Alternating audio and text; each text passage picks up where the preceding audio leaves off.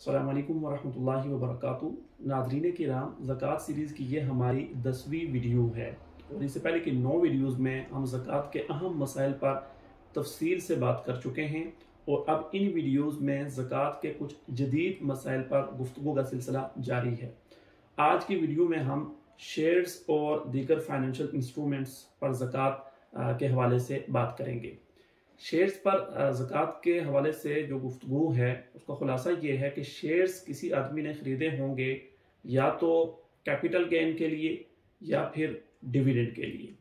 Capital gain के लिए shares ख़रीदने का मतलब ये है कि कोई एक्टिव ट्रेडर है, वो शेयर्स ख़रीदता है और जो ही उसकी प्राइस ऊपर जाती है बेच देता है, चाहे एक दिन में जाए, 2 दिन में जाए, 3 दिन में जाए, इस तरह से यानी शेयर्स ख़रीदता रहता है, बेचता रहता है। तो अगर किसी ने इस मकसद के लिए शेयर्स खरीदे हुए हैं और अब ज़कात की तारीख आ गई है तो वो देखेगा उसके पास जितने भी शेयर्स हैं उनकी जो मार्केट वैल्यू होगी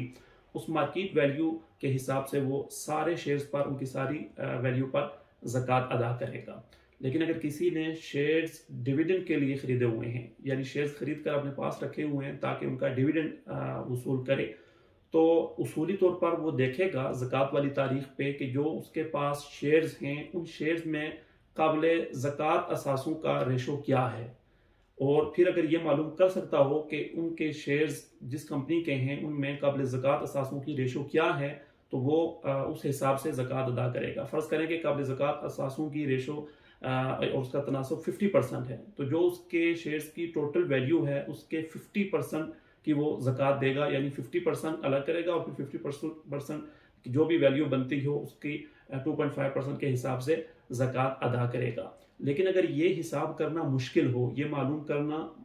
आसान ना हो कि उसके शेयर्स में काबिल ज़कात असासों की रेशो क्या है, तो उस सूरत में बेहतर यही है कि शेयर्स की जो भी मार्केट वैल्यू है उस टोटल पे ज़कात अदा कर दी जाए।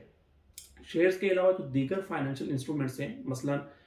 बॉन्ड हैं और सर्टिफिकेट्स वगैरह हैं, तो ये जो कि सारे के सारे कर्ज की मद में आते हैं कि जब आप कोई प्राइस बॉन्ड खरीदते हैं या कोई इंस्ट्रूमेंट दीगर सर्टिफिकेट वगैरह खरीदते हैं तो आप कर्ज दे रहे होते हैं। तो कर्ज के हवाले से आप पहले से ये बात अच्छी तरह से जान चुके हैं कि जब आपने किसी को कर्ज दिया हुआ होता है और उस कर्ज की वापसी की आपको उम्मीद होती है तो आप ज़कात वाली तारीख पे उन कर्जों को अपने काबिल ज़कात असासों में जमा कर लेते हैं और फिर सारे जो काबिल ज़कात असासे हैं उनकी आप ज़कात अदा करते हैं। तो आप अपने बॉन्ड्स और अपने सर्टिफिकेट्स वगैरह की जो भी वैल्यू है, जो भी आपने उनके वो पैसे दे के वो लिए हुए हैं, तो वो अपने काबिल ज़कात असासों में आप जमा कर लेंगे और इन सारे असासों की आप ज़कात अदा करेंगे। अल्लाह ताला से दुआ है अल्लाह ताला इस अहम तरीन फरीज़े को अच्छी तरह से समझने और फिर उसके मुताबिक अमल करने की तौफ़ीक़ अता फ़रमाए। व आखिर दावाना अल्हम्दुलिल्लाहि रब्बिल आलमीन।